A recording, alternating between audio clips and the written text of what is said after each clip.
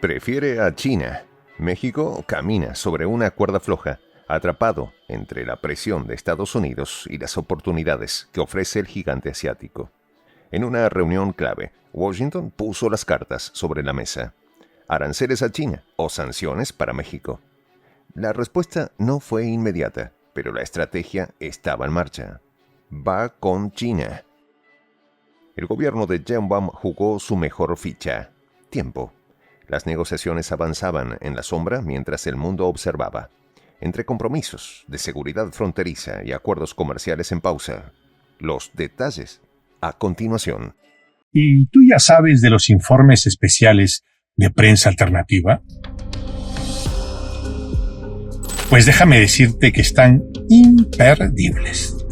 Este sábado 8 de marzo hablaremos de locura y decadencia, el futuro de los Estados Unidos. Informe especial llega a ustedes gracias a la membresía de Prensa Alternativa. Más información al final. La mañana apenas despuntaba cuando un convoy de vehículos oficiales se detuvo frente al edificio donde se decidiría el futuro económico de dos naciones. Howard Lutnick, el secretario de Comercio de Estados Unidos, ingresó con paso firme, flanqueado por su equipo. La sala de reuniones no tardó en impregnarse de un aire cargado de expectativas y tensiones silenciosas. Mientras las miradas se cruzaban con cautela, Marcelo Ebrard, secretario de Economía de México, aguardaba sin apartar la vista de su homólogo estadounidense. Lutnick no traía solo un discurso técnico sobre comercio, sino una jugada de alto nivel político. Impongan aranceles a los productos chinos y nos aseguraremos de que México no sea el próximo objetivo de las tarifas estadounidenses, soltó con frialdad, como quien coloca una pieza clave en el tablero. Ebrard no reaccionó de inmediato. En su semblante no había sorpresa, pero sí la conciencia de que tenía en sus manos mucho más que una simple negociación comercial. En su respuesta no solo se jugaba la estabilidad de México, sino el equilibrio de poder entre tres gigantes económicos. «Estamos abiertos al diálogo», respondió con mesura, mostrando la calma propia de una estratega. Aunque no hubo compromisos explícitos con China, fuentes cercanas revelaron que México dejó entreabierta una puerta para futuras conversaciones. La mesa estaba servida para un juego diplomático de largo aliento. En un intento por descomprimir la situación sin tomar decisiones apresuradas, se acordó la creación de grupos de trabajo para analizar los aranceles a profundidad. La estrategia era clara: ganar tiempo y buscar una salida negociada antes de que la presión se volviera insostenible. Ebrard, sin perder la compostura, recurrió a Twitter para transmitir un mensaje optimista. Hoy iniciamos un diálogo constructivo. Pero este episodio no surgió de la nada. Días antes, Donald Trump había lanzado un ultimátum. Si México no ajustaba su política comercial, enfrentaría un arancel del 25% sobre sus exportaciones. La amenaza no cayó en saco roto y la respuesta del gobierno de Claudia Sheinbaum fue inmediata.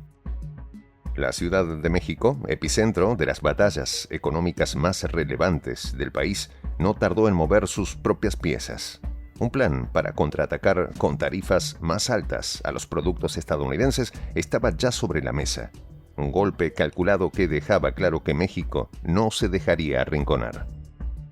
Pero cuando el pulso parecía encaminado a una escalada sin retorno, una llamada de último minuto entre Trump y Sheinbaum dio un giro inesperado.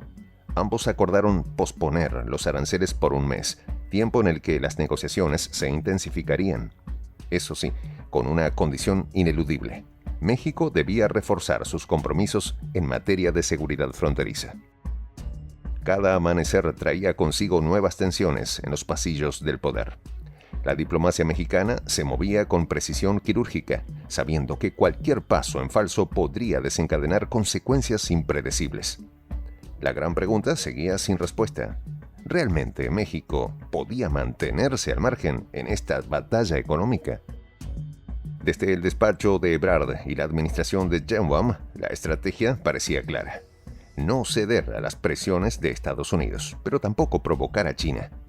Sin embargo, en política internacional, la neutralidad a menudo es una ilusión y el peso del gigante asiático no podía ser ignorado. Detrás de cada decisión oficial se escondía una verdad incómoda. Mantenerse en un punto intermedio era, en sí mismo, un riesgo. ¿Podía México evitar que sus movimientos fueran interpretados como una inclinación hacia uno de los dos titanes? El equilibrio no solo era frágil, sino que parecía imposible de sostener. Las negociaciones con Washington no se detuvieron.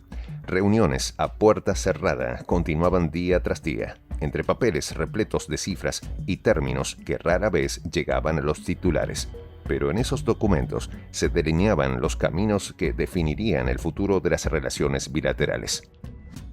Mientras los acuerdos de comercio parecían estancados, la cuestión de seguridad fronteriza se convirtió en la prioridad. Frenar el flujo de armas y drogas entre ambos países era el nuevo eje de las conversaciones. Ebrard, quien hasta el momento había mantenido una postura calculadora, ahora se encontraba en un terreno donde cualquier concesión podría ser vista como una capitulación. Para Washington, garantizar la seguridad fronteriza era innegociable. Para México, el crimen organizado era una realidad que golpeaba de cerca. El dilema se volvía aún más complejo. Ceder demasiado a las exigencias estadounidenses podía deteriorar otras alianzas estratégicas, pero resistirse ponía en juego la estabilidad del país. Estados Unidos, China y México protagonizaron un juego de poder donde cada movimiento generaba nuevas tensiones. Mientras las conversaciones con Washington ocupaban los reflectores, las negociaciones con China continuaban en segundo plano, lejos de las cámaras, pero con implicaciones igual de trascendentales. China no solo observaba, sino que tomaba nota. Cualquier señal de acercamiento a Washington podía repercutir en sus relaciones comerciales con México. La prórroga en la imposición de aranceles era un alivio temporal, pero la tormenta en el tablero económico global aún estaba lejos de disiparse. Desde los despachos más altos del gobierno mexicano, la estrategia no era solo resistir, sino convertir la presión en una ventaja. Sheinbaum y su equipo aprovecharon cada minuto de la tregua para replantear el tablero, sabiendo que lo que parecía una simple concesión a Estados Unidos podía ser en realidad una carta de negociación clave en la reconfiguración del poder en América.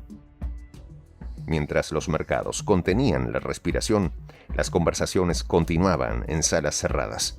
La relación comercial entre México y Estados Unidos seguía en un punto frágil, con acuerdos aún sin definir y un escenario donde cualquier movimiento podía generar una reacción en cadena. Ebrard, convertido en el estratega central de esta batalla diplomática, tenía claro que equilibrar compromisos y resistencias sería el reto más grande de su carrera.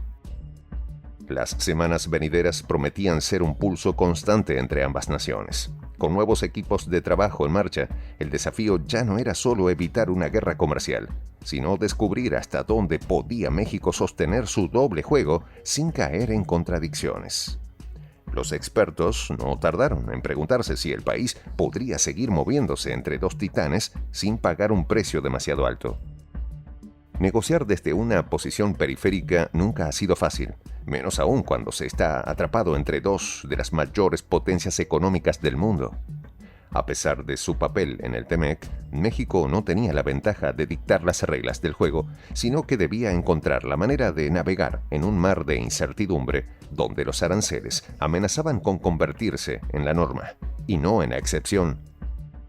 Las tensiones comerciales no eran solo números en un informe, eran piezas en un juego de poder donde la pregunta clave seguía sin respuesta. ¿Bastaría con el diálogo y la diplomacia para contener el impacto de una economía global en constante mutación? Lo único claro era que, mientras las tarifas flotaban como una amenaza latente, el futuro del comercio internacional seguía tambaleándose sobre terreno incierto. Pero la incertidumbre no solo inquietaba a los políticos y economistas. Las industrias mexicanas, especialmente las más vulnerables a las políticas arancelarias, vivían con el temor de que una decisión tomada a miles de kilómetros de distancia las arrastrara a una crisis sin salida. En medio de este fuego cruzado, México debía responder una pregunta que ha perseguido a todas las naciones en momentos de tensión. ¿Hasta qué punto se puede negociar sin perder soberanía? Cada reunión, cada declaración y cada gesto diplomático era una pieza más en un tablero donde los movimientos se analizaban con lupa. México no solo jugaba a su propio destino, sino que definía una narrativa en la que la batalla comercial, las alianzas estratégicas y la diplomacia se entrelazaban en una historia sin un desenlace claro. Y aunque el capítulo final de este enfrentamiento aún no está escrito, una cosa es segura. La historia de un país que se atreve a negociar entre dos colosos sin rendirse ante ninguno merece ser contada. Mientras Washington y Beijing siguen atentos a cada paso de México, la incertidumbre es la única certeza en este juego de poder global. Este sábado, 8 de marzo. Acompáñanos a descubrir la peligrosa estrategia de Donald Trump, que puede poner fin a los Estados Unidos como potencia global y dar paso al surgimiento de China. Locura y decadencia. El futuro de los Estados Unidos. Llega gracias a la membresía de Prensa Alternativa. Para ayudarnos a continuar haciendo estos videos, puedes presionar el botón suscríbete y hacerte fundador de la Patria Grande. Soy el J, Juan José del Castillo, director del canal Prensa Alternativa. Si quieres ser parte de la comunidad de la Patria Grande, suscríbete a nuestro canal. Si es que quieres que te lleguen las notificaciones cada vez que subimos un video, activa la campanita. Si quieres apoyar a nuestro canal económicamente, puedes hacerlo a través de PayPal. El enlace está en la descripción del video. A nombre del equipo de Prensa Alternativa, me despido con esta expresión en el quechua milenario, Tupananchis Kama, cuya traducción es hasta volvernos a encontrar.